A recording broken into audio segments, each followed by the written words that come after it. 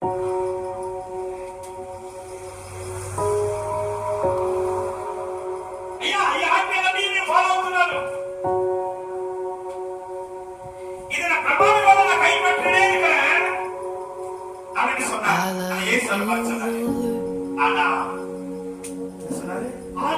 your mercy never fails me, and all my days I've been held in your hands.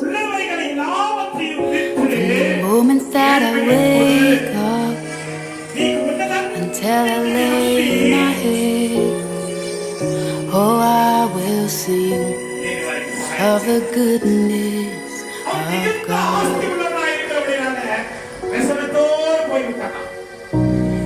All my life you have been faithful.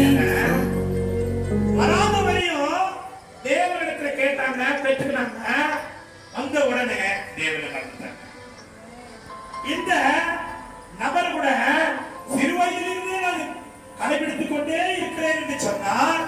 ஆனால் உனக்கு ஒரு குறை இருக்கிறது, உனக்கு உள்ளவைகளை விட்டு ஏழ்பட்டவர்களுக்கு கூட என்று சொல்லப்படுது. அவன் மிகுந்த ஆஸ்தியுள்ளவன், மிகுந்த ஆஸ்திகளவான இவங்களை இருக்கான். வெசனத்துவ வெளி போயிடோ அது இயேசு பார்த்து சொல்கிறார், தனவந்தன் பரலோகத்திலே சேர்வதை பார்க்கிறோம், ஊசி ஒட்டக காதிலே நுழைவது மிக மிக எளிது. ధనవంతుడు పరలోక రాజ్యంలో ప్రవేశించట కంటే సూది బెజ్జములో ఒంటె దూరట సులభమో. ஊசியுடைய காதுல ஒட்டகம் நுழையுது ரொம்ப ஈஸியா. தனவந்தன் பணக்காரன் பரலோகத்துல போகிறதை பார்க்கிறோம், ஊசி காது எவ்வளவு இருக்கும், அது ஒரு ஒட்டக நோயில் தெரியுது. அப்படின்னா